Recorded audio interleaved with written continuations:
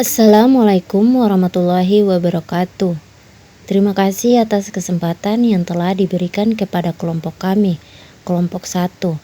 Sebelum itu, saya akan memperkenalkan nama-nama anggota dari kelompok kami. Yang pertama, Yeni Ardila, yang kedua, Kusniati Hasbi, dan yang ketiga, saya sendiri, Susilawati Kaunar.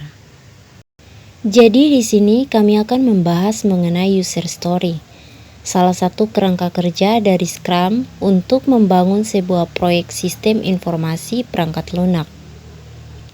Langsung saja, untuk penjelasannya saya serahkan kepada Kusniati Hasbi. Oke, terima kasih atas waktu dan kesempatan yang telah diberikan kepada saya. Di sini, saya akan menjelaskan tentang kerangka kerja dari Scrum. Seperti yang teman-teman ketahui, kerangka kerja Scrum yang pertama yaitu user story. User story adalah deskripsi secara rinci tentang kebutuhan sistem dalam bentuk bahasa yang dapat dengan mudah dipahami oleh sudut pandang end user. User story digunakan sebagai acuan untuk membuat product backlog. User story juga digunakan untuk menjelaskan siapa saja yang akan menjadi pengguna sistem beserta tugas dan tujuannya.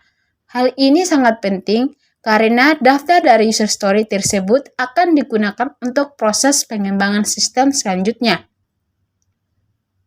Pada jurnal yang berjudul Rancang Bangun Aplikasi Penjualan Online Berbasis Web menggunakan materi Scrum,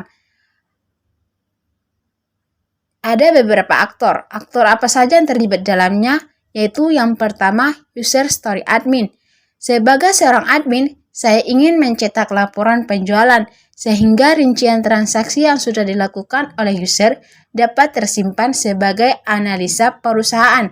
Yang kedua ada user story pengunjung.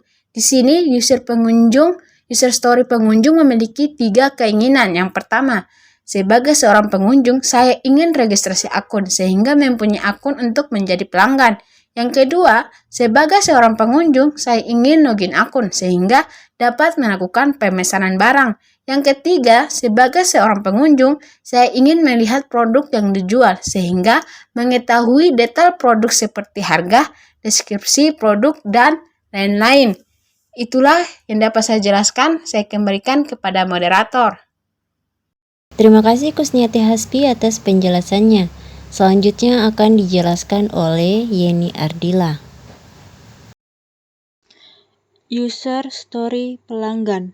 Yang pertama, sebagai seorang pelanggan, saya ingin melakukan edit profil sehingga akun yang sudah terdaftar dapat disesuaikan dengan data pribadi. Yang kedua, sebagai seorang pelanggan, saya ingin mengganti password sehingga keamanan akun dapat terjamin dan dijaga secara berkala. Yang ketiga, sebagai seorang pelanggan, saya ingin memasukkan produk yang saya pilih ke dalam keranjang belanja, sehingga dapat memilih dari satu jenis produk sekaligus sebelum memesan produk. Yang keempat, sebagai seorang pelanggan, saya ingin memilih paket jasa pengiriman dan alamat tujuan, sehingga dapat menyesuaikan biaya dan estimasi waktu pengiriman. Yang kelima, sebagai seorang pelanggan, saya ingin membatalkan transaksi yang sedang berlangsung, sehingga proses pemesanan tidak dilanjutkan ketika ada sesuatu yang tidak diinginkan. Oke baik, terima kasih Yeni Ardila atas penjelasannya. Mungkin itu saja penjelasan singkat dari kelompok kami. Kurang dan lebihnya mohon dimaafkan. Wabillahi taufiq wal hidayah. Wassalamualaikum warahmatullahi wabarakatuh.